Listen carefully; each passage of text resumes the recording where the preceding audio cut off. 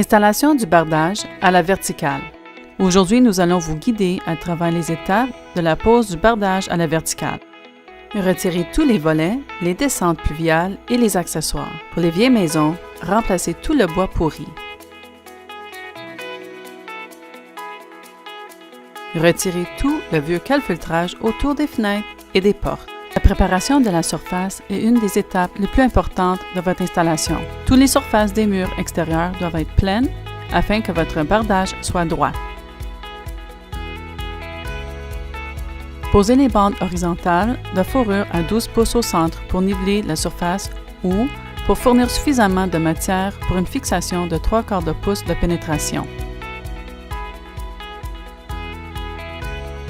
Prenez un cordon à la craie de niveau autour de la base des parois latérales. Typiquement, le cordon est positionné de sorte que le fond de la moulure en J, qui va servir de bande départ verticale, est à 1/4 de pouce au-dessous du point le plus bas de la paroi qui recevra le bardage.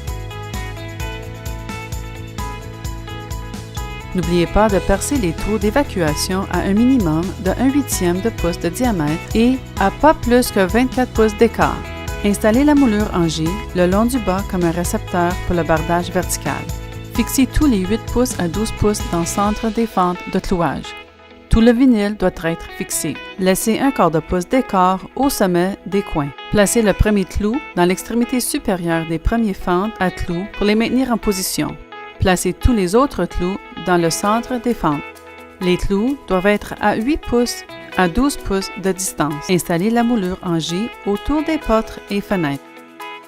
Coupez les moulures en J à la longueur nécessaire avec vos cisailles. Créez une bande de départ verticale en coupant l'orlette de clouage et le verrou du panneau de bardage vertical adjacent.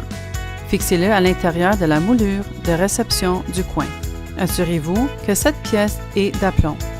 Laissez assez d'espace dans le récepteur du coin pour permettre au panneau de revêtement d'être fixé. Fixez les panneaux à 12 pouces au centre. Laissez 1/4 de pouce de dégagement en haut et 3/8 en bas.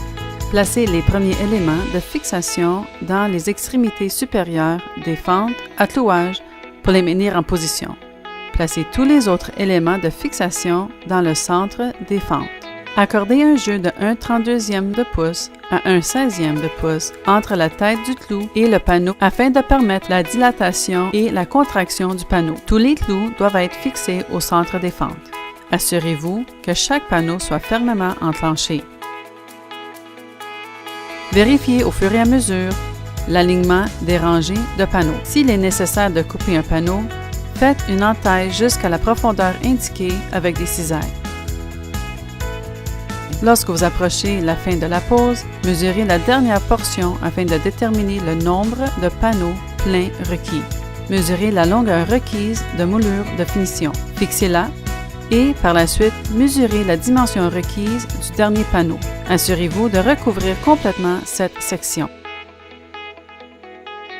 Découpez le long de la ligne que vous avez tracée à l'aide d'un couteau utilitaire. Pliez avec un mouvement de va-et-vient le long de la coupe jusqu'à ce que la partie se détache facilement. Posez le panneau dans la section, le sécurisant sous la moulure de finition.